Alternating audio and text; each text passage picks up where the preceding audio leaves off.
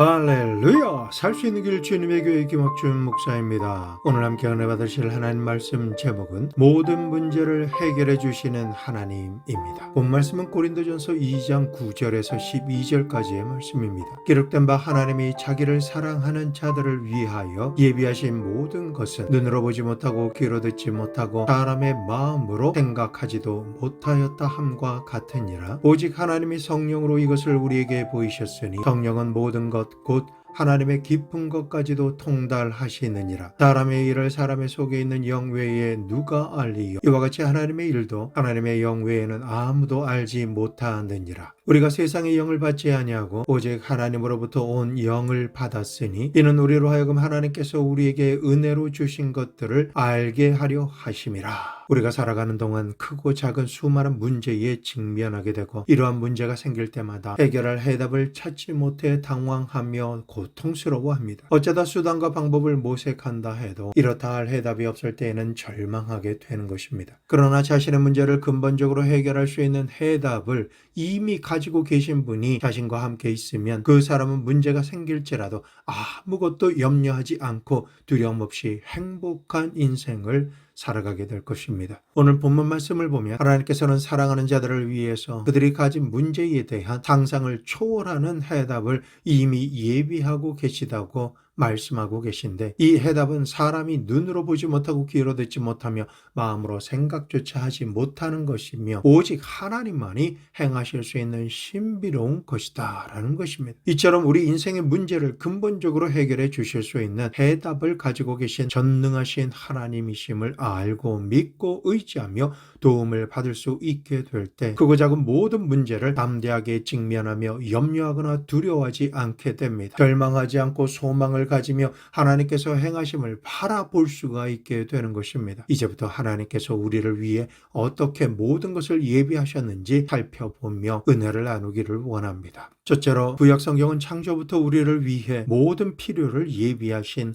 하나님에 대해서 말씀하고 있습니다. 하나님께서는 우리가 직면한 문제를 직접 감당하고 해결하기를 원하시지 않으십니다. 사람이 직접 문제를 해결하기 원하셨다라면 창조하시는 그 첫날부터 사람을 제일 먼저 지으셨을 것이고 스스로 살 길을 찾고 예비하며 생존하라고 말씀하셨을 것입니다. 그러나 하나님께서는 그렇게 하지 않으셨습니다. 창조하시는 첫날 어둠 가운데 빛을 지으시고 둘째 날 궁창을 지으셨으며 셋째 날 묻이 드러나게 하시고 각종 열매 맺는 나무와 풀이 나게 하시고 넷째 날 해와 달과 별을 지으셨습니다. 다섯째 날 공중에는 새들과 물속에는 물고기를 지으시고 여섯째 날 각종 곤충들과 짐승을 지으시고 마지막으로 하나님의 형상과 모양대로 사람을 지으셨습니다. 하나님께서 하나님을 닮은 사람을 제일 나중에 창조하신 이유는 사람이 자기 스스로를 위해 땀 흘려서 모든 것을 예비할 필요가 없이 하나님을 믿고 하나님의 말씀에 순종하며 살기만 하면 하나님께서 예비하신 이 모든 것을 누리며 행복하고 즐겁게 살 수 있도록 하기 위해 모든 것을 예비하셨다라는 것을 알 수 있는 것입니다. 하나님께서 아담과 하와를 위해서 예비하신 상함도 없고 해함도 없는 곳은 과연 어디일까요? 그때는 바로 에덴 동산이었습니다. 에덴 동산에서는 무엇을 먹을까, 무엇을 입을까, 무엇을 마실까 하며 염려하며 사람들이 땀 흘려 애쓸 필요가 없었습니다. 하나님만을 믿고 말씀대로 살기만 하면 이 모든 것을 아무런 대가 지불함이 없이 누릴 수가 있는 것입니다. 이처럼 우리를 위해 필요한 모든 것을 창세전부터 이미 준비하시고 누리게 하신 여호와 이레 하나님을 성경은 계시하고 있습니다. 창세기 이후로 제일 먼저 읽게 되는 출애굽 사건을 보면 하나님의 예비하심을 너무나 명확하게 알 수가 있습니다. 출애굽한 300만 이스라엘 백성이 모세를 따라서 길을 떠나왔지만 앞에는 사람이 능히 건널 수 없는 파도가 넘실거리는 홍해 바다가 앞을 가로막고 있었습니다. 어마어마한 인원수가 동시에 건널 수 있는 다리가 없었습니다. 그리고 배가 없었습니다. 그런데 더 큰 문제는 바다가 아니라 이스라엘 백성을 다시금 잡아들여서 노예로 삼기 위해 맹렬하게 달려오는 바로 왕과 중무장한 군대가 질풍노도와 같이 오고 있는 더 큰 생존의 문제에 직면하게 된 것입니다. 이스라엘 백성들은 홍해바다와 애굽 군대 사이에서 고립되어 사방으로 살 길이 막혀버린 가운데 그 절망으로 인해 모세와 하나님을 향해 원망과 불평을 하며 아우성을 쳤습니다. 출애굽기 14장 11절 말씀 그들이 또 모세에게 이르되 애굽에 매장지가 없어서 당신이 우리를 이끌어내어 이 광야에서 죽게 하느냐 어찌하여 당신이 우리를 애굽에서 이끌어내어 우리에게 이같이 하느냐. 이러한 원망의 소리를 들은 모세는 전혀 요동치 않았습니다. 그는 이 문제를 사람이 감당할 것이 아니라 모든 것을 예비하신 하나님께서 친히 해결해 주실 것을 확실하게 알고 있었기 때문입니다. 출애굽기 14장 13절에서 14절 모세가 백성에게 이르되 너희는 두려워하지 말고 가만히 서서 여호와께서 오늘 너희를 위하여 행하시는 구원을 보라. 너희가 오늘 본 애굽 사람을 영원히 다시 보지 아니하리라.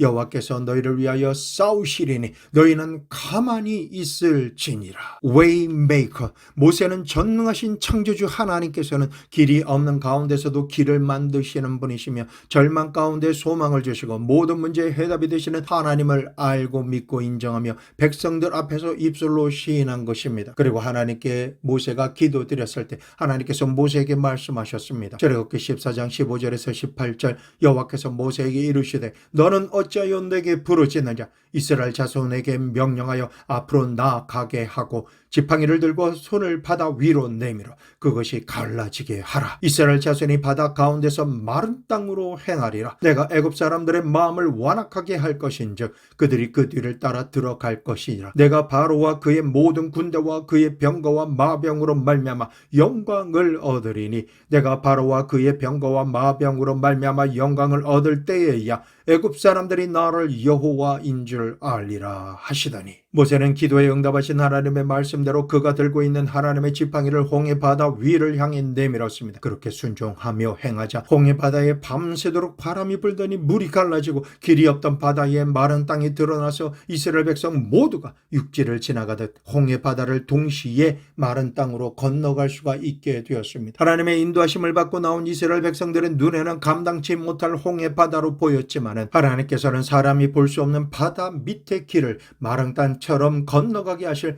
해답을 이미 가지고 계셨습니다. 그리고 스스로의 힘과 능력으로는 감히 대적할 수 없는 바로와 모든 군대와 병거와 마병을 동시에 몰살시키실 크고 놀라운 계획을 하나님은 이미 준비하셨습니다. 원수가 아무리 강하며 대적할 수 없는 큰 문제였어도 당시에는 홍해바다가 가장 큰 문제였지만 모든 것을 예비하신 하나님께서 함께 하시고 대신 싸워주시니 홍해바다가 이스라엘 백성에게는 생명의 길을 내어주었고 바로왕과 그의 군대에게는 한순간에 몰살당하고야마는 멸망의 길이 되고 만 것입니다. 이처럼 한순간에 나타난 엄청난 일들은 사람으로서는 능히 상상하거나 그 일을 짐작조차도 할 수 없는 일입니다. 오직 전능하신 하나님만이 생각하시고 행하실 수 있는 두렵고 떨리는 창조주의 초자연적인 능력인 것입니다. 그리고 홍해바다를 건넌 이후에 광야에 들어가서 사흘 동안 물을 얻지 못해 뜨거운 태양으로 인해 메마른 광야에서 목이 타서 죽을 지경이 되었을 때 마침 호수를 발견하고 모두가 달려가서 물을 마십니다. 그러나 그 물은 너무나 써서 마실 수가 없게 되자 이스라엘 백성들은 또다시 마라의 쓴물로 인해 절망하고 말았습니다. 사흘 동안 물을 마시지 못하다가 물을 겨우 발견해서 마셔보니 그 물을 쓰게 하는 독성이 있어서 물을 마신 사람들이 복통으로 인해서 토하고 자신의 배를 끌어안고 떼굴떼굴 뒹굴게 된 것입니다. 이러한 상황이 벌어지자 이스라엘 백성들은 또다시 하나님과 모세를 원망하며 소리를 쳤습니다. 그리고 이러한 문제 앞에서도 언제나 해결할 해답이 있으신 전능하신 하나님께 모세가 부르짖어 기도드립니다. 출애굽기 15장 25절 모세가 여호와께 부르짖었더니 여호와께서 그에게 한 나무를 가리키시니 그가 물에 던지니 물이 탈게 되었더라. 모세를 통해 이스라엘 백성을 인도하시는 하나님께서는 광야에서 마시지 않으면 죽을 수밖에 없는 물이 마시면 그 독성으로 인해서 죽게 되는 쓴물이라 할지라도 한 나무를 예비하셔서 그 나뭇가지를 물에 던지기만 하면 단물이 되도록 예비하신 것입니다. 하나님께서 예비하시고 지시하신 한 나뭇가지를 모세가 순종함으로 물에 던져 넣으니 물의 독성이 순식간에 사라지고 쓴물이 단물로 바뀌어 이스라엘 백성들이 안심하고 마음껏 마실 수가 있게 되었습니다. 이처럼 하나님의 인도하심을 받아 주와 동행하며 살아가는 인생에는 이미 해답을 예비하신 하나님으로 인해 모든 문제가 해결되고야 마는 것입니다. 마태복음 19장 26절 말씀 예수께서 그들을 보시며 이르시되 사람으로서는 할 수 없으나 하나님으로서는 다 하실 수 있느니라. 이 말씀을 믿으십시오. 사람으로서는 할 수 없어도 하나님으로서는 다 하실 수 있으십니다. 우리는 단 며칠 동안 가족들과 캠핑을 가려고 해도 짐이 너무 많아 힘이 들어 줄이고 줄여야 하는데 300만 명이 넘는 이스라엘 백성들이 메마른 광야를 40년간이나 걸려 지나가는데 그 엄청난 사람들을 먹이고 마시게 할 음식과 물의 양은 상상할 수도 없을 정도로 많이 필요했습니다. 그러면 하나님께서는 어떤 방법으로 공급하실 일용할 양식을 예비하셨겠습니까? 사람의 생각이나 능력으로는 상상조차 할 수 없는 일입니다. 하지만 모든 것을 예비하신 하나님께서는 아침마다 하늘에서 만나가 모든 백성이 먹기에 부족함이 없는 분량으로 쏟아져 내리게 하시고 도무지 물이 나올 것이라고는 상상조차 할 수도 없는 바위에서 물이 터져 나오게 하셔서 모든 백성들과 가축들이 먹고 마실 수 있도록 공급하셨습니다. 하나님께서는 백성들을 인도하실 때 내가 출애굽은 시켜주었으니 이제부터 가나안 땅에 들어갈 때까지 내가 먹고 살 길은 스스로 개척해 나가라. 내가 알아서 먹고 마실 것을 준비해라 라고 말씀하지 않으신 것입니다. 그리고 광야에서의 삶뿐만이 아니라 젖과 꿀이 흐르는 가나안 땅을 미리 예비해 놓으시고 예비하신 곳을 향해 갈 수 있는 길을 만들어 주시며 모든 위협으로부터 보호해 주시고 무사히 도착할 수 있도록 은혜를 베풀어 주시는 하나님이십니다. 그러나 이처럼 삶의 모든 것을 미리 예비하시고 시마다 때마다 모든 필요를 채워주신 여호와 일의 하나님을 향한 백성들의 태도는 너무나 불손하였습니다. 이스라엘 백성들은 자신의 삶에 크고 작은 문제가 생길 때마다 하나님과 모세를 원망하며 사사건건 트집을 잡고 불평불만하며 반항하였습니다. 정도의 차이는 있지만 너는 할 것 없이 이렇게 말하고 행하는 우리의 연약함과 부족함을 잘 아시는 하나님께서는 우리에게 닥쳐오는 해결할 수 없는 문제를 통해 모든 문제의 답이 되시는 하나님을 알게 하시고 도와주심을 구하게 하시며 예비하신 모든 것을 공급해 주심으로 살 수 있는 길이 오직 하나님 한 분뿐이심을 나타내셨고 이 사실을 부인할 수 없도록 역사하신 것입니다. 둘째로 신약에서는 우리를 구원하시기 위해 예비하신 하나님을 알 수가 있습니다. 아담과 하와가 하나님께 반역하고 타락한 이후로 사람의 영은 죽고 육체도 늙어 병들어서 죽게 되었습니다. 환경도 아무리 수고하고 애를 써보아도 가시와 엉겅퀴가 남으로 인해 결국은 가난과 채무의 저주로 평생 땀을 흘리며 고생해야 먹고 살 수가 있게 된 것입니다. 그리고 가족들 간에도 분열과 갈등으로 인해서 결국은 처참해지는 절망 가운데 살게 되었습니다. 이러한 연유로 사람들은 스스로의 힘으로 해결하고 살아남기 위해 종교를 만들어내었고 철학과 과학을 비롯한 학문을 발전시켜왔습니다. 그러나 결론부터 말씀드리면 인간은 답이 없는 절망적인 상황으로부터 스스로를 구원할 능력이 없습니다. 지은 죄에 대해서 책임을 질 수가 없으며 절망에서 벗어날 수가 없습니다. 자신이 어디로부터 와서 지금 왜 여기서 살고 있으며 무엇을 향해서 어떻게 살아가야 하는지 가야 할 방향을 못 잡고 허무하고 무의미한 삶을 벗어날 수 없는 상태로 죽음을 향해 달려가고 있는 것입니다. 로마서 7장 24절 오호라 나는 공고한 사람이로다. 이 사망의 몸에서 누가 나를 건져내랴. 인간은 너나 할 것 없이 모두 다 죽음에 이르는 병든 사람들입니다. 이러한 죄를 지음으로 하나님께 저주받은 삶을 살 것을 미리 알고 계신 하나님께서는 아담과 하와를 구원하시기로 작정하시고 그들을 위해 그 죄와 수치를 가려줄 대속의 짐승을 준비하셔서 대신 피를 흘려 죽게 하시고 그 가죽으로 옷을 만드셔서 그 수치를 가려주시는 은혜를 베풀어 주셨습니다. 아담과 하와에게 행하신 일을 2024년 전인 우리를 구원하시기 위해 아무 죄와 흠이 없으신 하나님의 어린 양 예수 그리스도를 통해 우리의 죄의 대가의 제물로 삼아 십자가에 올라가게 하셔서 우리 대신 징계를 받게 하시고 십자가에 못 박혀 죽으심으로 죄와 저주와 허물의 대가를 지불하게 하시고 우리의 수치를 가려 주신 것입니다. 성경은 예수님을 통해 하나님의 구속의 역사에 대해서 이렇게 말씀하십니다. 이사야서 53장 5절 그가 찔림은 우리의 허물 때문이요 그가 상함은 우리의 죄악 때문이라. 그가 징계를 받음으로 우리는 평화를 누리고 그가 채찍에 맞음으로 우리는 나음을 받았도다. 우리는 다 양 같아서 그릇 행하여 각기 제 길로 갔거늘 여호와께서는 우리 모두의 죄악을 그에게 담당시키셨도다. 고린도후서 5장 21절 말씀 하나님의 죄를 알지도 못한 이를 우리를 대신하여 죄로 삼으신 것은 우리로 하여금 그 안에서 하나님의 의가 되게 하려 하심이라. 이 말씀처럼 하나님께서는 우리를 구원하시기 위해서 구원자 예수 그리스도를 예비하시고 예수 그리스도의 십자가 고난을 통해서 찢겨진 살과 흘리신 피로 말미암아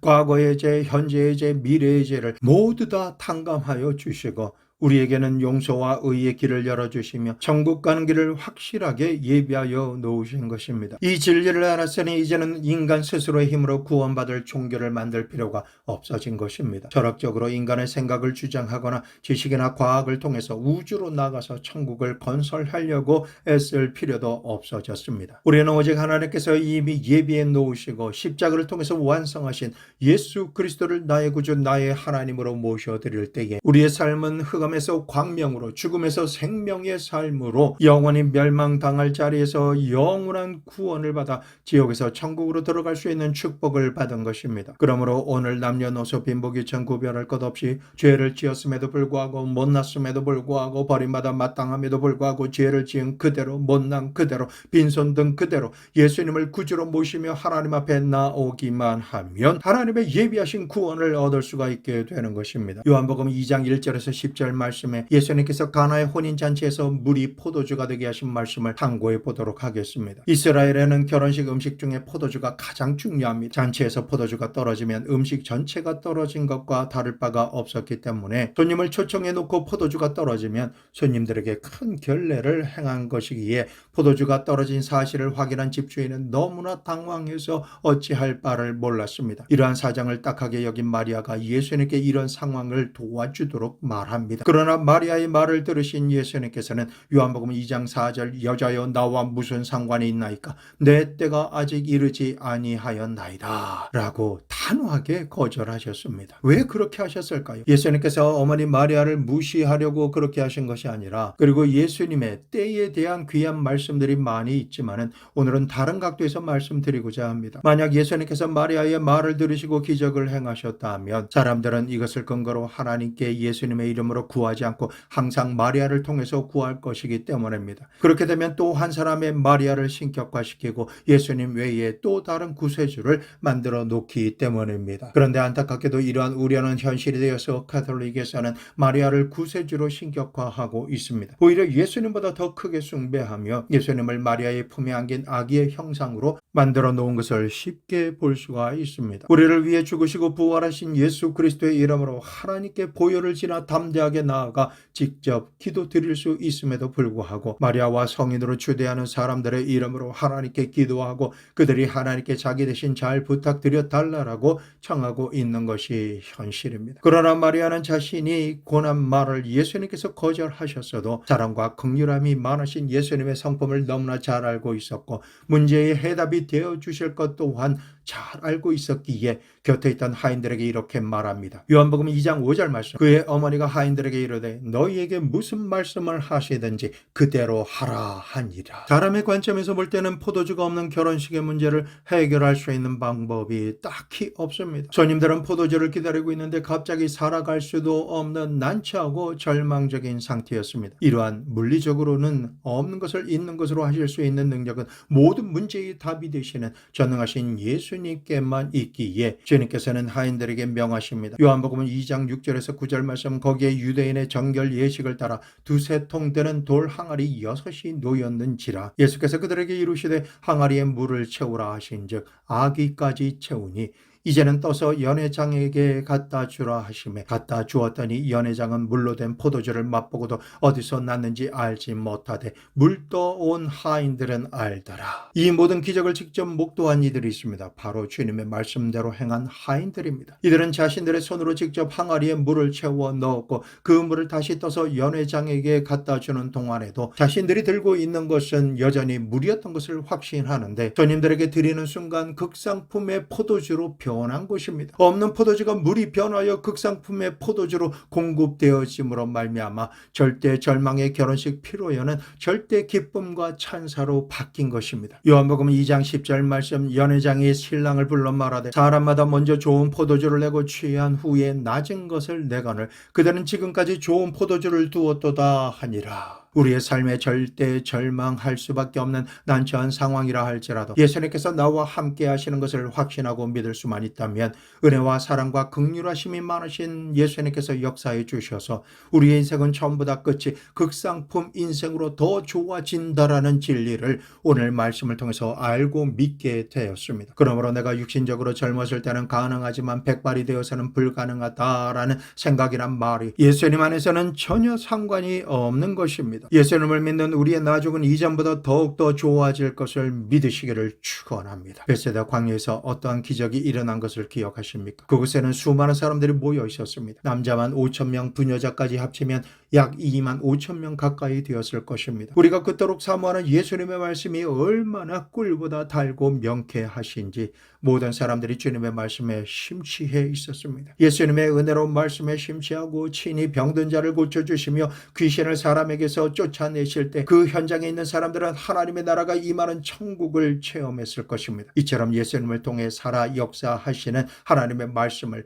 예수님께 직접 듣고 정신없이 있다 보니 시간은 벌써 저녁을 향해 가고 있었습니다. 석양이 비춰질 때가 되자 집으로 돌아가야 할 때가 되었고 사람들은 심한 허기를 느꼈습니다. 육신적으로도 지친 상태가 된 것입니다. 예수님께서는 사역을 마치셨고 사람들은 집으로 돌아가야 하는데 집으로 가려고 하니 힘들어서 너나 할 것 없이 사람들은 그 자리에 주저앉아 버리고 말았습니다. 성경 말씀을 보면 이렇게 힘들고 난처한 상황이라 할지라도 예수님께서 친히 어떻게 하실지를 아시고 계셨다라고 말씀하십니다. 그리고 예수님께서는 빌립은 어떻게 이 문제를 해결할지 그를 시험하기 위해서 질문하십니다. 요한복음 6장 5절 후반절에서 6절까지 빌립에게 이르시되 우리가 어디서 떡을 사서 이 사람들을 먹이겠느냐 하시니 이렇게 말씀하시면 친히 어떻게 하실지를 아시고 빌립을 시험하고자 하심이라. 모든 문제에 해답이 되신 예수님께서 사람에게 어떻게 할지 의견을 구하신 적은 이때밖에 없었습니다. 빌립이 대답합니다. 요한복음 6장 7절 말씀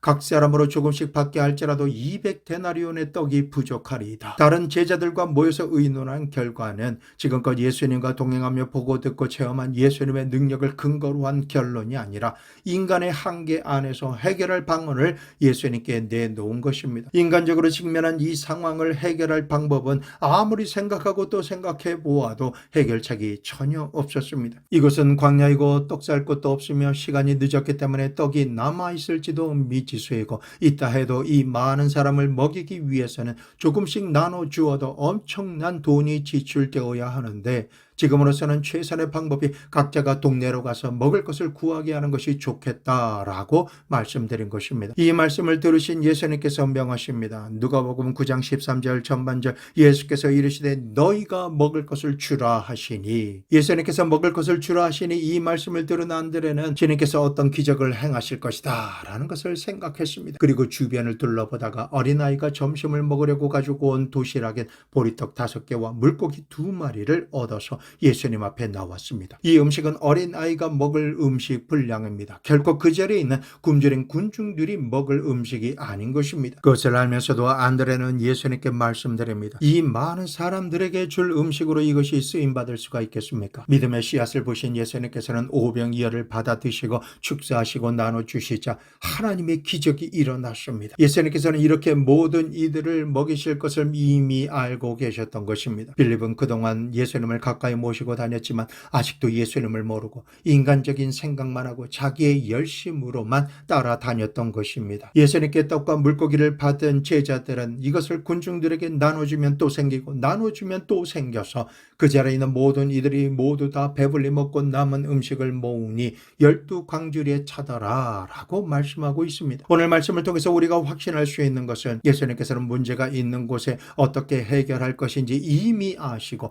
해답을 가지시고 우리가 믿음으로 행할지를 보고 계신다라는 것입니다. 주님께 기도드림으로 우리의 필요를 간구하면 에베소서 3장 20절 우리 가운데 역사하시는 능력대로 우리가 구하거나 생각하는 모든 것에 더 넘치도록 능히 하실 이에게 우리 가운데 역사하시는 성령 하나님의 전능하신 능력으로 우리가 생각하고 구하는 인간적인 관점에서는 상상할 수도 없는 그 이상의 것으로 넘치게 응답하여 주셔서 기적과 축복의 주인 주인공이 되게 하십니다. 우리가 이러한 응답과 기적의 주인공이 될 수 없는 이유는 딱 한 가지입니다. 그것은 우리가 전능하신 하나님을 믿지 않고 기도하지 않으며 상상하지 않고 바라지 않기 때문입니다. 바로 믿음이 없기 때문이다라는 말씀입니다. 하나님은 반드시 우리의 문제의 해답을 가지고 계시며 기도 드리기만 하면 반드시 해답을 예비하신 하나님이시다라는 것을 오늘 말씀을 통해서 증명해 주고 계신 것입니다. 그렇기 때문에 예수님을 믿고 사는 우리가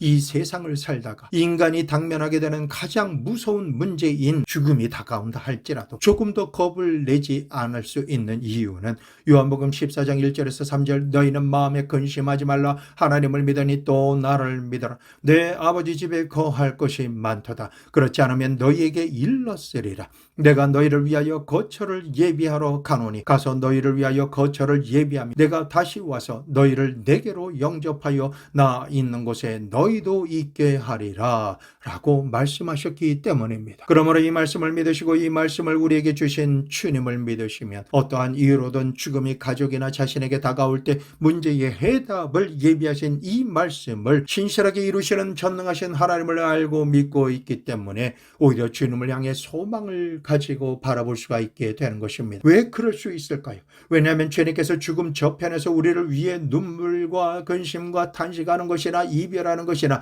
곡하는 것이나 병들어 앓는 것이나 죽는 것이 없는 영원한 기쁨의 처소를 예비해 놓으셨기 때문입니다. 그러므로 우리를 위해 모든 것을 예비하신 여호와 이레 하나님을 나의 하나님으로 모시고 의지하며 사는 이상 여러분과 저는 이 세상을 사는 동안 두려워할 필요가 없는 것입니다. 셋째로 우리를 위해 예비하신 하나님께 우리가 해답을 받기 위해 무엇을 해야 할까요? 오늘 본문 말씀에 기록된 바 하나님이 자기를 사랑하는 자들을 위하여 예비하신 모든 것은 눈으로 보지 못하고 귀로 듣지 못하고 사람의 마음으로 생각하지도 못하였다 함과 같으니라. 우리가 하나님을 사랑해야 하나님께서 우리를 위해 예비하신 해답을 받을 수가 있게 되는 것입니다. 교회를 다니지만 하나님을 믿지도 않고 세상과 버타며 살고 있는 사람, 오히려 하나님을 원망하고 미워하며 하나님에 대해서 함부로 말하는 사람을 위해서 하나님께서 예비하시지 않으십니다. 하나님께서는 오직 하나님을 사랑하는 자를 위해 그를 위한 모든 것을 예비하시는 하나님이신 것을 알아야 합니다. 그러면 오늘 지금이라는 시간을 살아가면서 우리가 어떻게 하면 하나님을 사랑할 수가 있겠습니까? 성도 여러분, 우리가 하나님을 사랑한다라는 것은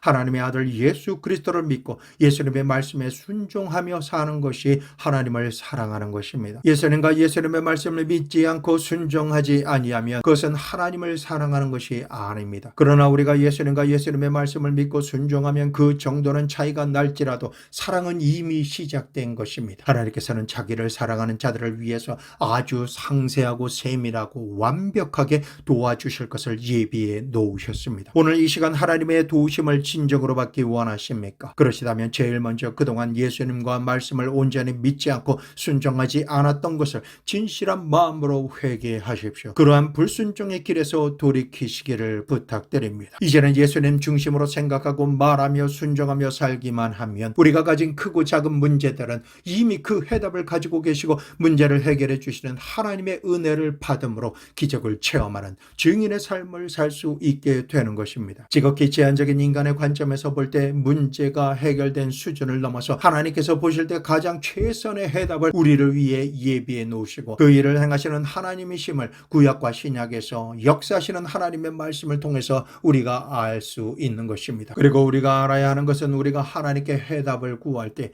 인간적인 수평적인 해답이 아니라 수직적인 하나님만이 역사하시는 해답이 있다는 것을 알아야 합니다. 우리는 수평적인 세상에서 살아갑니다. 그러므로 눈으로 보고 귀로 듣고 냄새 맡고 맛을 보며 손으로 만지고 체험하는 것으로 해답을 얻으려고만 합니다. 그러나 하나님께서 우리에게 주시는 해답은 길이 없는 홍해바다에 마른 땅에 길을 내어주시는 것이 해답입니다. 수평적인 세계에서는 아무리 살 길을 찾아도 절망적인 상황입니다. 오른쪽을 보아도 절망이고 왼쪽을 바라봐도 절망입니다. 앞으로나 뒤를 보아도 어느 곳이나 절망밖에는 없습니다. 그러나 우리가 잊지 말아야 하는 것은 전후 좌우 사방으로 길이 막혀 있다 할지라도 하늘을 향해 길이 열려 있다라는 사실을 잊지 말아야 하는 것입니다. 모든 해답은 하나님께로부터 위에서 내려오는 것이기 때문에 우리가 우리가 문제를 당할 때마다 무릎을 꿇고 하늘에 계신 우리 아버지 하나님께 수직적인 방향으로 기도를 올려드려야 살 수 있는 길, 수직적인 해답을 얻게 되는 것입니다. 하나님께서 예비하신 모든 것은 눈으로 보지 못하고 귀로 듣지 못하고 사람의 마음으로 생각하지도 못한 기적적인 방법으로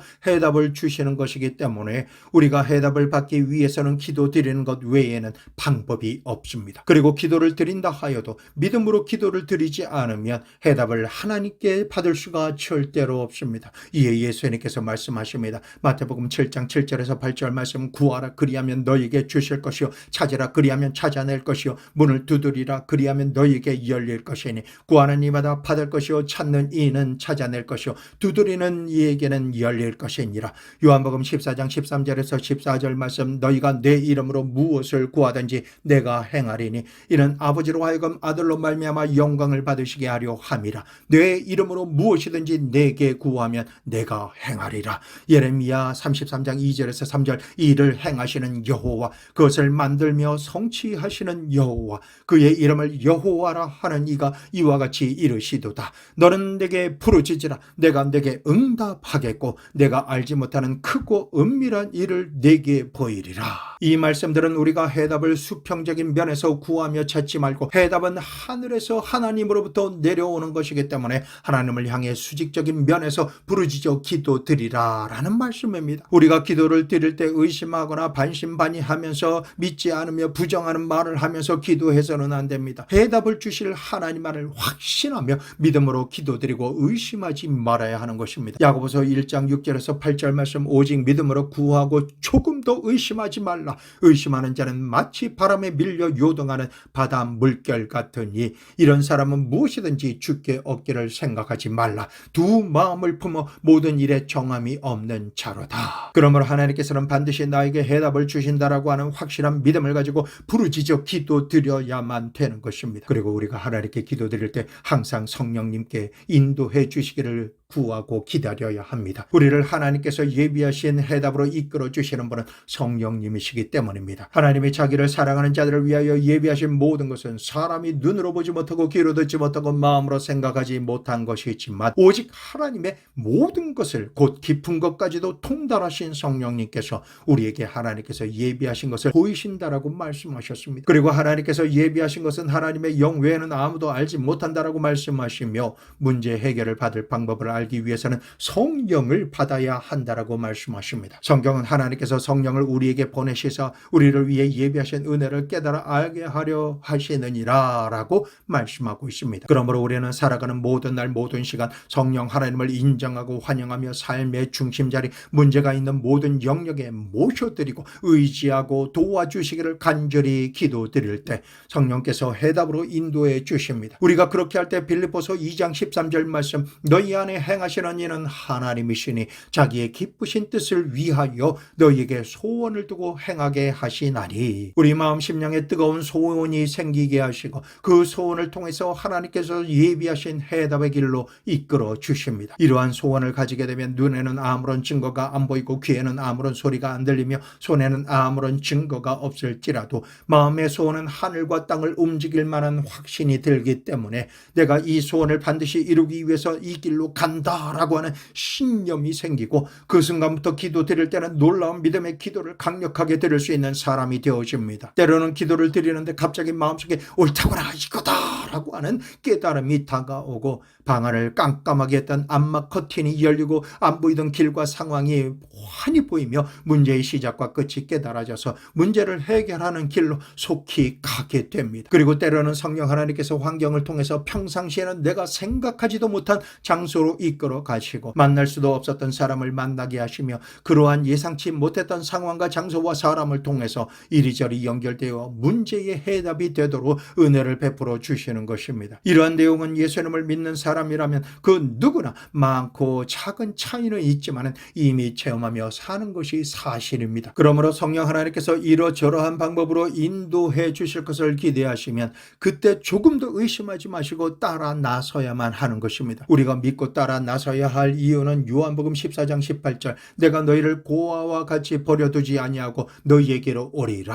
하나님은 우리를 버려두지 아니하시는 우리 아버지, 내 아버지이시기 때문입니다. 하나님은 우리를 너무나 사랑하셔서 천지 만물을 창조하시고 예비하시는 하나님, 사랑하시는 독생자 예수 그리스도를 보내주셔서 우리를 구원하시기 위해 예비하신 하나님, 그 하나님께서 우리가 무엇을 먹을까, 무엇을 마실까, 무엇을 입으며 어떻게 살아갈까 하는 살아가는데 필요한 모든 전반적인 것을 아주 세심하게 풍성한 해답으로 이미 예비해 놓으셨다는 사실을 믿어야 합니다. 그러므로 이제부터 어떤 문제에 봉착한다 할지라도 원망 불평하거나 당황하지 말고 하나님 앞에서 스스로 깨어져서 죄를 회개하고 하나님 앞에서 수직적인 응답을 기대하며 성령께서 해답으로 이끌어 주실 것을 전적으로 마음속에 믿고 의심하지 말고 인도하시는 대로 따라가면 오늘 지금이라고 하는 시간에서도 하나님께서는 우리를 위해 기이하고 놀라운 기적의 역사를 베풀어 주시며 모든 문제의 해답을 제시해 주십니다. 히브리서 3장 15절에서 19절 말씀 성경에 일렀으되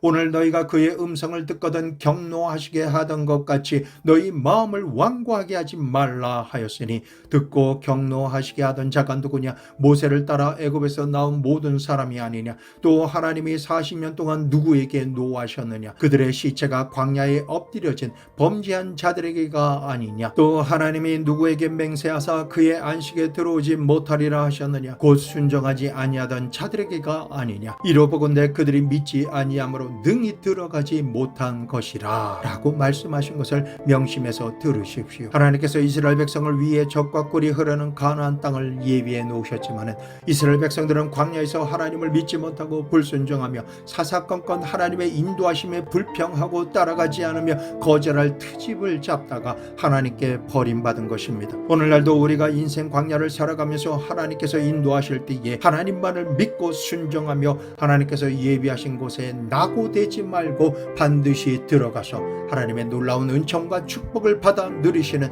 복된 주인공이 되시기를 예수 그리스도의 이름으로 축원합니다. 성도 여러분, 문제에는 해답이 있습니다. 마태복음 11장 28절 말씀으로 주께서 말씀하십니다. 수고하고 무거운 짐진 자들아 다 내게로 오라. 내가 너희를 쉬게 하리라. 모든 것을 예비하신 하나님의 능력의 손 아래서 만사 형통하시기를 예수 그리스도의 이름으로 축복합니다.